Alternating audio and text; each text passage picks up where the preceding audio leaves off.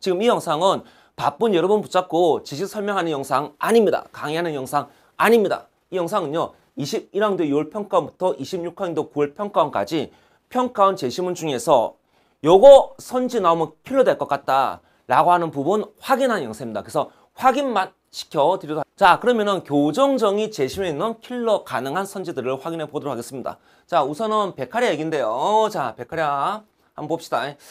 우선은 생명 양도 안 된다고, 그래서 뭐니 권리가 될 수가 없다고. 일단은 계약론 입장이기 때문에 내가 양도가 안 되면 국가 권리 못 가져가, 그렇지. 그게 되는 거고요. 자, 그 다음에 넘어가서 요거 첫 번째 문장인데, 형벌은 범죄를 억제시키기에 충분한 정도의 강도만을 지닌다, 이 문장인데요.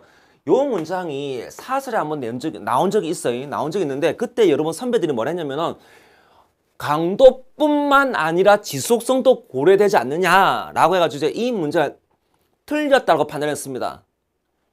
문장을 해석을 할 때 그냥 막 그렇게 들이대시면 안 되고요.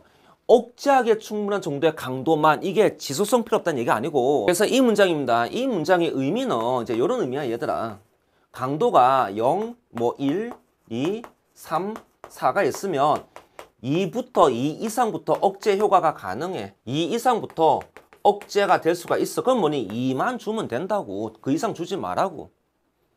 그 얘기 하는 거라고. 문장의 의도가 그렇습니다. 자, 그 다음에 저게 뭐니? 고통이 길게 유지되어서 이제 본보기 오래 하는, 오래 하는 이제 그 종신형이 더 낫다라는 게 이제 베카리아 얘기가 되겠습니다. 자, 그 다음에 요 문장인데요. 요 문장. 요는 범죄자가 아닌 시민의 이익을 위해라고 나와져 있지, 그렇지? 요거 제가 좀 이렇게 사용해 봤는데 많이 함정에 빠져요. 범죄자와 시민의 이익을 위해. 그러면 뭐 되는 것처럼 보이거든. 범죄자가 아닌 시민의 이익을 위해. 그렇게 되는 거니까는 조심해 둡시다. 법은 각자의 자유존, 이거 나오죠. 최소한의 몫을 모은 것이다. 이 각자 계약을 할 때 최소한만 넘겨준다고, 그렇게 이제 보시면 되겠고요. 그 다음에 요 생명입니다. 이 생명은 베카리아는 최대 가치로 봅니다. 그래서 최소한의 몫이 모여지는 법안에 최대 가치인 생명은 없다, 있을 수가 없다 하면서 국가가 시민의 생명을 다루는 건 노. 그렇게 이제 해 주었습니다. 자, 그 다음에 권리 얘기 또 나오네요. 자신을 죽일 권리가 없으므로. 그렇죠? 당연히 권리가 없는데 어떻게 양도를 해? 그렇게 이제 되어질 수가 있겠죠. 그래서 사형은 권리의 문제가 아니다. 다시 사형은 권리의 문제가 아닙니다. 자, 그 다음에 요 첫 번째 문장 외워둡시다. 다시 첫 번째 문장 외워둡시다. 정의는 만인의 행복에 무한한 영향을 미치는 방식을 말할 뿐이다. 요거 기출 선제도 있다. 그래서 이런 거 뿐이다.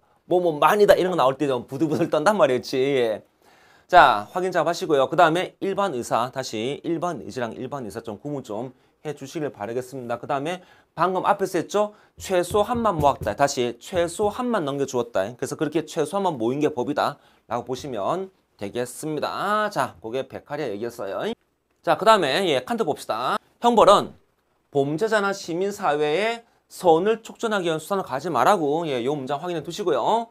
자, 그 다음에 요 문장입니다. 조심하십시오. 칸트도 사회 계약론 입장이다. 다만 뭐니 범죄자와 계약을 맺은 게 아니다. 그거 이제 나온 게 있을까는 꼭 작업을 해주시길 바라겠습니다. 그리고 첫 번째 문장도 잘 알아두세요. 범죄를 저질렀다는 이유만으로, 그렇지? 그냥 범죄를 저질렀다는 범죄 사실에 근거해서 형벌을 부과해라 라는 거고요. 그 다음에 형벌 받을 행위는 뭐겠습니까?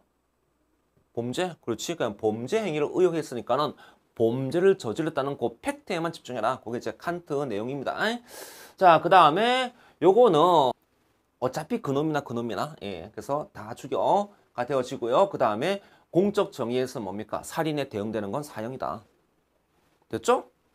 그래서 이제 뭐니? 여기에 균형자가 동등성, 다시 균형성, 동등성, 등가성, 동해보복 잘 확인을 해 두시기를 바라겠습니다. 그리고 정의는 자, 의혹 나온다고 부들 떨지 마시고 그냥 원한다, 다시 원한다 라고 보면 돼. 그래서 정의는 살인자가 죽기를 원합니다. 다시 정의는 살인범이 사형 당하기를 원합니다. 하면 될 거 아닙니까? 자, 그 다음 이제 루스입니다.